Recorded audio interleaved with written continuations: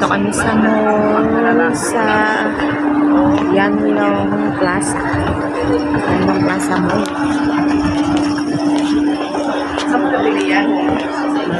Ano kami dito? Magbibisita.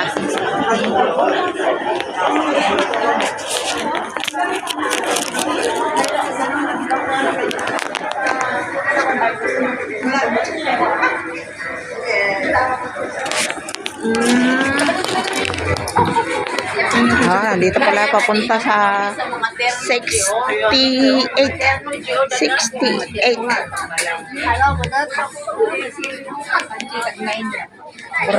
Ayan, ang mura lang. Ang gaganda ng mga items.